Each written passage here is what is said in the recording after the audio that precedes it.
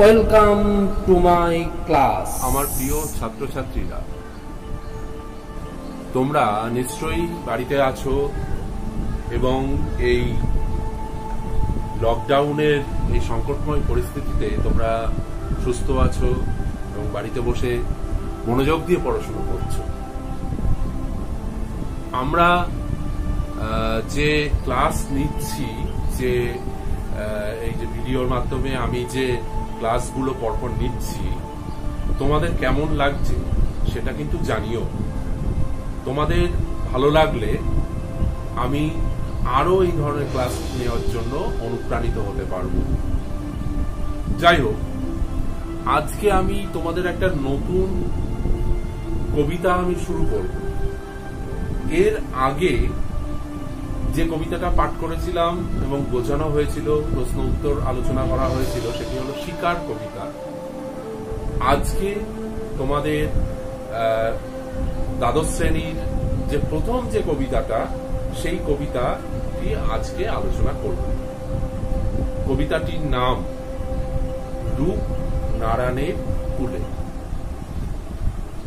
বিশ্বকবি রবীন্দ্রনাথ ঠাকুরের রচিত এই কবিতা খুব সুন্দর একটা ছোট্ট কবিতা এবং ভীষণ গুরুত্বপূর্ণ। আজকে আমি এই কবিতাটি নিয়ে তোমাদের সামনে আলোচনা করব। প্রথমে আমি কবিতাটি পাঠ করব, তারপরে কবিতাটি পংক্তি ধরে ধরে বিশ্লেষণ করব এবং তার সঙ্গে কবি পরিচিতি এবং বিভিন্ন অর্থ, শব্দের যে অর্থ, ব্যাখ্যা, তাৎপর্য, এগুলো তুলে ধরব। তোমরা খুব মনোযোগ দিয়ে ভিডিওটি দেখো, আর এই ভিডিওটি তোমরা শেয়ার করো, সেভ করে রেখো, যাতে অন্যান্যদেরও যাতে সুবিধা হয় বুঝতে বা তাদের পড়াশোনায় কাজে লাগে। যাই হোক, তাহলে শুরু করা যাক। বিশ্বকবি রবীন্দ্রনাথ ঠাকুর রচিত একটি খুবই গুরুত্বপূর্ণ কবিতা রূপ নারায়ণের কুলে। আমি প্রথমে কবিতাটি পাঠ করব, তোমরা খুব মনোযোগ দিয়ে শোনো। রূপ নারায়ণের কুলে, রবীন্দ্রনাথ ঠাকুর। রূপ নারায়ণের কুলে জেগে উঠিলাম, জানিলাম এ জগৎ স্বপ্ন নয়। রক্তের অক্ষরে দেখিলাম আপনার রূপ, চিনিলাম আপনারে আঘাতে আঘাতে, বেদনায় বেদনায়। সত্য যে কঠিন, কঠিনের ভালোবাসিলাম। সে কখনো করে না বঞ্চনা, আমৃত্যুর দুঃখের তপস্যায় জীবন। সত্যের দারুণ মূল্য লাভ করিবারে, মৃত্যুতে সকল দেনা শোধ করে দিতে। তাহলে কবিতাটি যখন পড়লাম, তোমরা নিশ্চয়ই বুঝেছ যে কবিগুরু অর্থাৎ গুরুদেব তার জীবনের যে প্রত্যক্ষ যে অভিজ্ঞতা, বাস্তব যে অভিজ্ঞতা, সেই অভিজ্ঞতার কথাই কিন্তু এই কবিতার প্রতিটি ছত্রের মধ্য দিয়ে তুলে ধরেছেন। কবিতাটির বিষয়বস্তু খুবই আকর্ষণীয় এবং খুবই বাস্তবমুখী।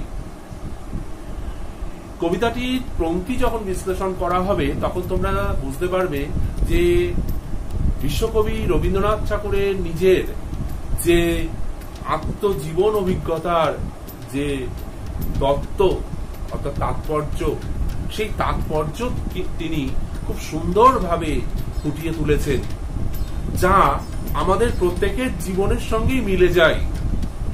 সেই পরম সত্যকে তিনি এই কবিতার মধ্য দিয়ে তুলে ধরেছেন। তাহলে কবিতাটির বিষয়বস্তু আলোচনার পূর্বে আগে আমাদের আসতে হবে কি? কবি পরিচিতি। আমরা রবীন্দ্রনাথ ঠাকুরের কবিতা এর আগে অনেক পড়েছি এবং রবীন্দ্রনাথ ঠাকুর যেন আমাদের সেই জন্মের থেকে আমাদের সঙ্গে যেন আমাদের জন্ম থেকে বেড়ে ওঠা মৃত্যু পর্যন্ত তিনি যেন আমাদের সবসময় আমাদের সঙ্গে সঙ্গে চলেন। আসলে বাঙালির জীবনের মানে গর্ব বলা যেতে পারে বা বাঙালির জীবনের পাথেও বলা যেতে পারে কবিগুরু রবীন্দ্রনাথ ঠাকুরকে। তিনি কি সৃষ্টি করেননি? সমস্ত সাহিত্য, সংস্কৃতি, কলা, ভাস্কর্য, যে বিভিন্ন যে ক্ষেত্র, সমস্ত ক্ষেত্রেই তার খুব স্বচ্ছন্দ বিচরণ ছিল। তিনি প্রত্যেকটা ক্ষেত্রেই তার নিজস্ব প্রতিভার বিচ্ছুরণ ঘটিয়েছিলেন। আর তার জন্যই তো তিনি 1913 খ্রিস্টাব্দে গীতাঞ্জলি কাব্যগ্রন্থ, সেই কাব্যগ্রন্থটি সংকলনের মাধ্যমে তিনি নোবেল প্রাইজ পেয়েছিলেন। যাই হোক, কবিগুরু সম্পর্কে তোমরা এর আগে নিশ্চয়ই অনেকেই অনেক পড়েছো, জানো। তাও আমি কবিতাটির স্বার্থে এখানে সংক্ষিপ্ত আকারে তার পরিচিতি সম্পর্কে দু একটি কথা বলতে চাই। দেখো, রবীন্দ্রনাথ ঠাকুরের জন্ম আমরা সকলেই জানি 1861 খ্রিস্টাব্দে 7ই মে, আর মৃত্যু 1941 খ্রিস্টাব্দে 7ই আগস্ট, মানে দুটোই 7 তারিখ। একটি হলো জন্ম মে মাসে হয়েছিল 1861 খ্রিস্টাব্দে, আর মৃত্যু হয়েছিল 1941 খ্রিস্টাব্দে 7ই আগস্ট।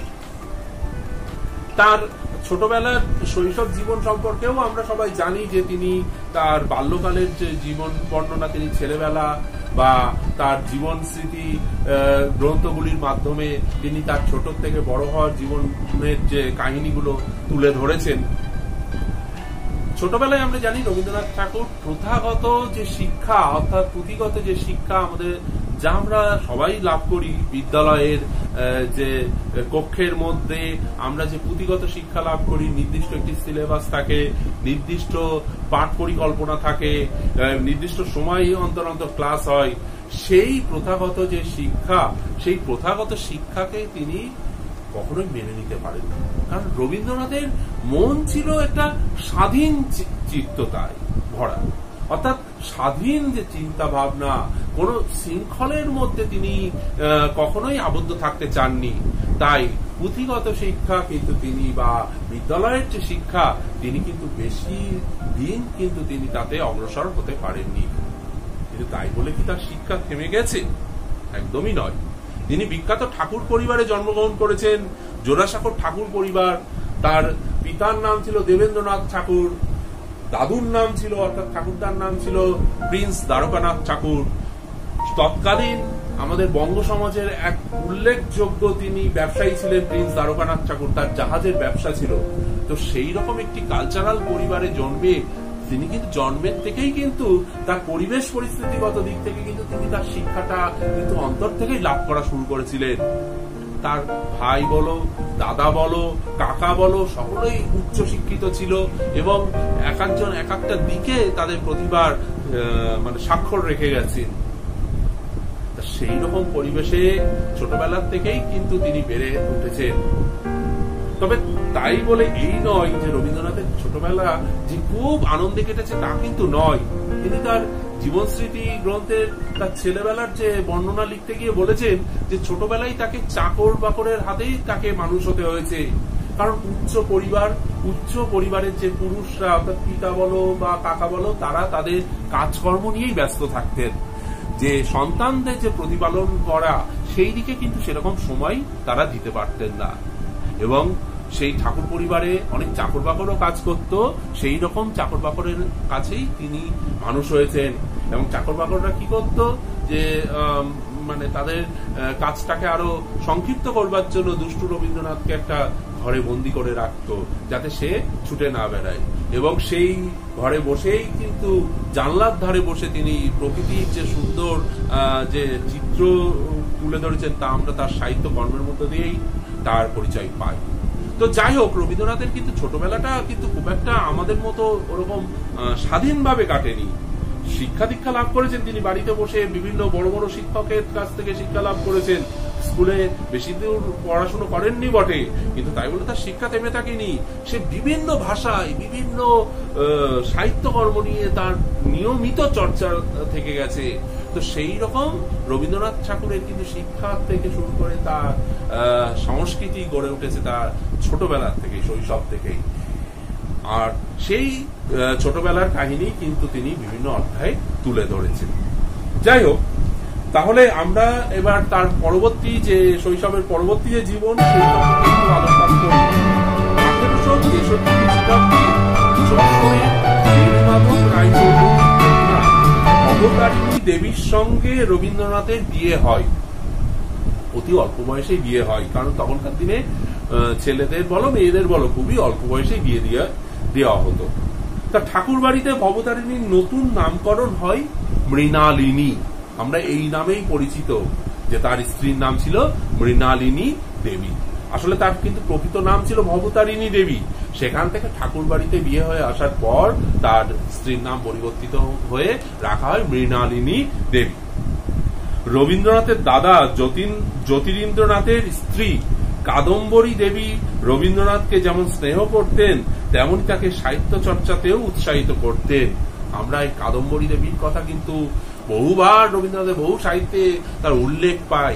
চারুলতা বলে যে বিখ্যাত একটা সিনেমা আছে, সেই সিনেমাতেও কিন্তু সেই রকম একটা চিত্র ফুটে ওঠে। আসলে রবীন্দ্রনাথের যে তার বৌদি কিন্তু তাকে একদম নিজ সন্তানের মতো করেই যেন মানুষ করেছে। সেই কাদম্বরী দেবীর স্নেহে বড় হয়ে সে কিন্তু অনেক সাহিত্য, অনেক উল্লেখযোগ্য সৃষ্টি কলা নির্মাণে উৎসাহিত হয়েছিলেন। কিন্তু 1884 খ্রিস্টাব্দে কাদম্বরী দেবী হঠাৎ আত্মহত্যা করেন এক অজ্ঞাত কারণে। তা এই আত্মহত্যার যে প্রভাব, এই হলো রবীন্দ্রনাথের জীবনের যে প্রথম যে মৃত্যুকে দেখা। মৃত্যু, এর আগে তিনি মৃত্যুকে দেখেছেন, বাড়ির বয়োজ্যেষ্ঠ মানুষদের মৃত্যু, কিন্তু কাছের মানুষের যে একজন চলে যাওয়া, সেই যে মর্ম বিদারক যে দুঃখ বেদনা, এই কিন্তু রবীন্দ্রনাথের জীবনের প্রথম সূত্রপাত। অর্থাৎ তার যে জীবনের যে মৃত্যু যন্ত্রণা, পরপর মৃত্যুর যে দেখা, তার বৌদির মৃত্যু, তার বউ ঠাকুরনের মৃত্যু, তার স্ত্রীর মৃত্যু, তার পিতার মৃত্যু, তার মা তো ছোটবেলায় মারা গেছিলেন, তারপরে তার যে সন্তান, মানুষের সব থেকে আপন জন, সেই সন্তানদের মৃত্যু, পরপর মৃত্যুর যে প্রতিফলন, তার মনের মধ্যে যে পাষাণ হৃদয়টাকে বারবার ক্ষতবিক্ষত করেছে যার মৃত্যুর প্রতিফলন করে, কিন্তু তিনি পাষাণে পরিণত হয়ে যাননি। যত তিনি দুঃখ সহ্য করেছেন তত তার অন্তর আত্মা আরো শক্ত হয়ে উঠেছে, তত তিনি তার সাহিত্যকর্মে সেই দুঃখ চেতনা, মর্মর চেতনা নব নব উদ্যোগে তুলে ধরেছেন। সেরকমই দুঃখ চেতনার যে ছবি, সেই দুঃখ চেতনা, মর্মর চেতনা, বাস্তব জীবন যন্ত্রণা, সেই জীবন যন্ত্রণার প্রকৃত স্বরূপ কিন্তু কবি কিন্তু এই আমাদের পাঠ্য এই কবিতাটির মধ্য দিয়ে তুলে ধরেছেন। যাই হোক, তার নিজ নামে প্রকাশিত প্রথম কবিতাটির নাম হিন্দু মেলার উপহার। 1875 খ্রিস্টাব্দে এটি প্রকাশিত হয়। এটি অমৃতবাজার পত্রিকায় প্রথম প্রকাশিত হয়। আর তার প্রচুর তিনি কবিতা রচনা করেছেন, প্রচুর তিনি গান রচনা করেছেন, যে রবীন্দ্রসঙ্গীত আজ আমাদের জীবনের যেন এক অঙ্গাঙ্গি ভাবে জড়িত হয়ে রয়েছে, এক গুরুত্বপূর্ণ উপাদান রূপে, যে আমরা সুখে হোক দুঃখে হোক ভেঙে যাই, যখন চুরমার হয়ে যায়, তখন যেন কবিগুরুর এই গান যেন আমাদেরকে নতুন করে বেঁচে থাকার রসদ যোগায়, নতুন করে বাঁচার আনন্দ দেয়, স্বপ্ন দেখায়। প্রচুর এরকম গান রচনা করেছেন, প্রচুর উপন্যাস, প্রচুর গল্প, কাব্য, নোবেল বলো, প্রবন্ধ বলো, ছবি এঁকেছেন প্রচুর পরিমাণে। তার মানে লেখা বলা সেটা হলো একটা আলাদা অধ্যায় হয়ে যাবে। তো আমি এখানে যেহেতু একটা কবিতা তার পাঠ করছি, সেই জন্য তার মূলত কয়েকটি উল্লেখযোগ্য কাব্যগ্রন্থের নাম উল্লেখ করব। এগুলো তোমাদের মনে রেখো, যদি প্রশ্ন আসে যে রবীন্দ্রনাথের কয়েকটি কাব্যগ্রন্থের নাম লেখো, তখন কিন্তু এগুলো তোমাদের কাজে লাগবে। তাহলে তার কয়েকটি উল্লেখযোগ্য কাব্যগ্রন্থ যেমন মানসী, সোনার তরী, চিত্রা, কল্পনা, খনিকা, গীতাঞ্জলি। এছাড়াও তিনি তার শেষ জীবনেও প্রচুর কাব্যগ্রন্থ রচনা করেছেন। আমাদের এই পাঠ্য যে কবিতাটি কবিগুরুর শেষ জীবনে রচিত কাব্যগ্রন্থ থেকেই কিন্তু নেওয়া হয়েছে। তার অন্তিম জীবনে রচিত যে কাব্যগ্রন্থ, শেষ জীবনে তিনি এতটাই রোগগ্রস্ত হয়েছিলেন যে তিনি নিজে লিখতে পারতেন না। তিনি কবিতা বা বিভিন্ন বিষয় তিনি মুখে বলতেন, পাশে কেউ সেই শুনে শুনে লিখত। তা সেই রকমই ভাবে লেখা আমাদের এই কবিতাটি রূপনারায়ণের কুলে। সেই রূপনারায়ণের কুলে কবিতাটি তার যে কাব্যগ্রন্থ থেকে নেওয়া হয়েছে বা যে কাব্যগ্রন্থের অন্তর্গত সংকলিত যে কাব্যগ্রন্থে, সেই কাব্যগ্রন্থটির নাম হলো শেষ লেখা। দেখো নামকরণটাও তাই, শেষ লেখা মানে একদম শেষ। জীবন সায়ান্নের অন্তিম মুহূর্তে কবিগুরু বুঝতে পেরেছিলেন যে আর তিনি বেশি দিন হয়তো এই পৃথিবীর যে মায়াময় জগতে তিনি বিচরণ করবেন না। তাই তার ইচ্ছা অনুযায়ী সে কাব্যগ্রন্থের নামও তিনি লিখেছিলেন শেষ লেখা।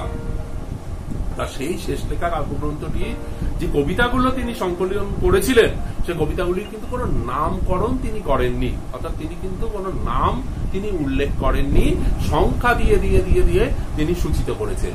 তা সেই রকমই একটি কাব্যগ্রন্থ শেষ লেখা, তার 11 সংখ্যক কবিতাটি এখানে রূপনারায়ণের কুলে নামে সংকলিত হয়। এই যে রূপনারায়ণের কুলে, এই নামটি কিন্তু আসলে কবিগুরুর দেওয়া নাম নয়, এটি আমাদের উচ্চ মাধ্যমিক শিক্ষা সংসদ থেকে কবিতার যে প্রথম যে লাইন, সেই লাইনটি অনুযায়ী নামকরণটি করা হয়েছে। এটি নিয়ে আমি পরেও বলবো। তো কবিতাটি লেখা হয়, এই রূপনারায়ণের কুলে কবিতাটি লেখা হয় 1941 খ্রিস্টাব্দের 13ই মে, অর্থাৎ তার ঠিক মৃত্যুর ঠিক 1-2 মাস আগে, রাত 3:15 তিনি তখন শান্তিনিকেতনে অবস্থান করছেন, শান্তিনিকেতনের উদয়ন গৃহে। শেষ লেখা কাব্যগ্রন্থটি প্রকাশিত হয় কবির মৃত্যুর ঠিক পরে, অর্থাৎ কাব্যগ্রন্থ আকারে শেষ লেখা কিন্তু প্রকাশিত হয় কবির কিন্তু মৃত্যুর পরে, মানে কয়েক মাস পরে। সেটিও একই বছরে 1941 খ্রিস্টাব্দের সেপ্টেম্বর মাসে, অর্থাৎ আগস্ট মাসে তার মৃত্যু হয়, আর সেপ্টেম্বর মাসে তার এই কাব্যগ্রন্থটি তার পুত্র কর্তৃক সম্পাদিত হয়ে প্রকাশিত হয়। তা কবিপুত্র রথীন্দ্রনাথ ঠাকুর কাব্যগ্রন্থটির বিজ্ঞপ্তিতে লিখেছিলেন, তার একটা কোটেশন আমি এখানে উল্লেখ করছি, তোমাদের জেনে রাখা প্রয়োজন। এই গ্রন্থের নামকরণ পিতৃদেব করিয়া যাইতে পারেন নাই, ইহার মধ্যে কয়েকটি তাহার স্বহস্ত লিখিত, অনেকগুলি শয্যাশায়ী অবস্থায় মুখে মুখে রচিত। নিকটে যাহারা থাকিতেন তাহারা সেগুলি লিখিয়া লইতেন, পরে তিনি সেগুলি সংশোধন করিয়া মুদ্রণের অনুমতি দিতেন। অর্থাৎ তিনি নিজে লিখতে পারতেন না, তার কথা শুনে শুনে অন্য একজন কেউ সেই কবিতাগুলি লিখে দিত। তাহলে এই যে রূপনারায়ণের কুলে কবিতাটি আমাদের এখানে, সেটাই শেষ লেখা কাব্যগ্রন্থের 11 সংখ্যক কবিতা এটি পড়তে হবে। তাহলে আমি এখন রূপনারায়ণের কুলের কবিতার যে বিষয়বস্তু সেটিতে চলে যাব। আর আমি ওই যে বলেছিলাম যে তোমাদের অন্য আরেকটা বিষয় বলবো, সেটাও একটু এই প্রসঙ্গে আলোচনা করছি।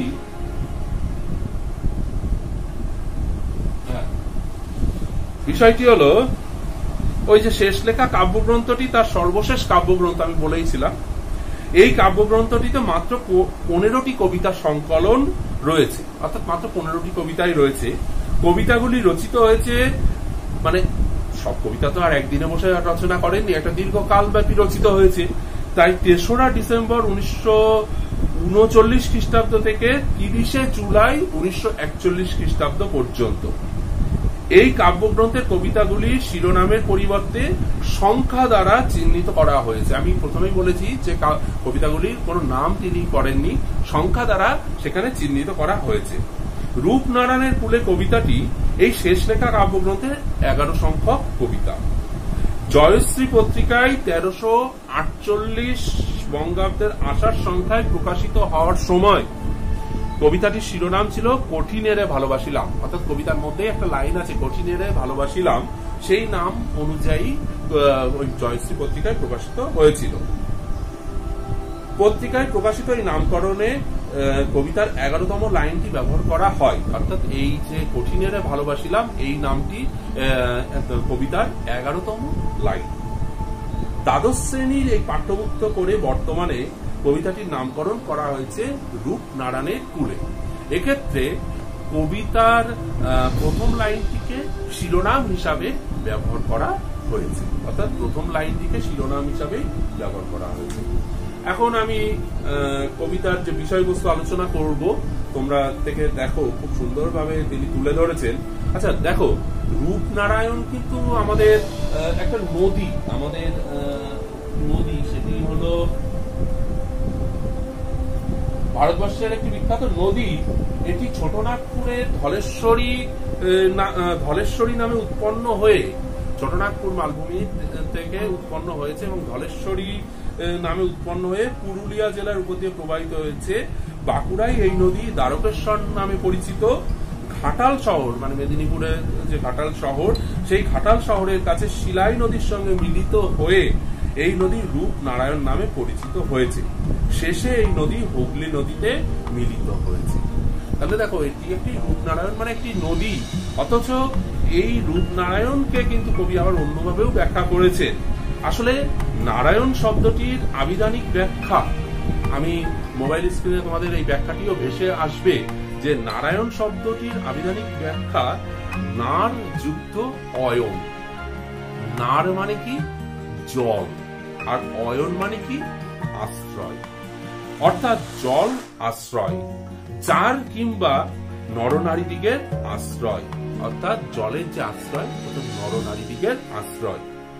নারায়ণ শব্দটি ভেঙেই নারায়ণ শব্দটি কবি ব্যবহার করেছেন, অর্থাৎ কবিতার মিল করবার জন্য কবিরা অনেক সময় একটা বড় শব্দকে উচ্চারণের একটু মানে পরিবর্তন করিয়ে নেন। তো সেখানে নারায়ণটাকে নারায়ণ শব্দটি তিনি ব্যবহার করেছেন। বার্ধক্য পীড়িত রোগ জর্জর কবির বেলা শেষের দিনগুলি ছিল কর্মহীন, স্তব্ধ প্রায়, আদি ঘুমে লীন। ভোর রাতে জেগে ওঠার অনুভূতির ফসল এই কবিতাটি। প্রায় থেমে থাকা স্বপ্নীল মোহাবিষ্ট জগৎ হতে যেন বাস্তবিক রূপের জগতে প্রবেশে ব্যাকুল কবি। রূপের মধ্যে যে অরূপের বাণী লুকিয়ে থাকে, কবি তারই অন্বেষণ করেছেন আজীবন। অর্থাৎ রূপের মধ্যে যে অরূপের যে বর্ণনা, কবি কিন্তু সেই বর্ণনাই কিন্তু আজীবন করেছেন। এইবার এই কবিতাটি রচনার পিছনে প্রেক্ষাপটটি একটু সংক্ষেপে বলবো, তারপর আমরা কবিতার লাইন ধরে ধরে আলোচনা করব। এটি একটা প্রথম পার্ট আমি আলোচনা করছি, তারপর দ্বিতীয় পার্টে আমরা কবিতার পংক্তি ধরে ধরে আলোচনা করব। রবীন্দ্রনাথ তার দীর্ঘ জীবনকালে অজস্র মৃত্যু প্রত্যক্ষ করেছেন, কিন্তু কোন শোকই তার স্থিতপ্রজ্ঞ ব্যক্তিত্বকে পরাভূত করতে পারেনি। কোন শোকই তাকে পরাভূত করতে পারেনি। এক একটা মৃত্যু কবিকে আর এক বৃহত্তর শাশ্বত জীবন সত্যের সামনে দাঁড় করিয়ে দিয়েছে। কবি স্বয়ং বলেছেন, মৃত্যুর নিবিড় উপলব্ধি আমার কাব্যের এমন একটি বিশেষ ধারা, নানা বাণীতে যার প্রকাশ। অর্থাৎ মৃত্যুর নিবিড় অনুভূতি কিন্তু তিনি তার কবিতার মধ্য দিয়ে তুলে ধরেছেন। রূপনারায়ণের কুলে কবিতাটি তার শেষ লেখা সেই কাব্যগ্রন্থর 11 সংখ্যক কবিতা। কবিতাটির প্রথম পংক্তিটি কিন্তু এখানে গৃহীত হয়েছে। তাহলে এখানে আমি কবিতার মূল বিষয়টি আলোচনা করলাম, এরপরে আমি কবিতার পংক্তি ধরে ধরে আলোচনা করব। তোমরা এই ব্যাখ্যাটি খুব মনোযোগ দিয়ে পড়ো, আর তারপরে কবিতা পংক্তি ধরে যখন আলোচনা করব, তখন সেই ব্যাখ্যাটি দেখলে কবিতাটি সম্পর্কে তোমাদের ধারণা হবে। আজকে পর্যন্তই, আগামী ক্লাসে আবার দেখা হবে। তোমরা ভালো থাকো, সুস্থ থাকো, বাড়িতে থাকো। নমস্কার।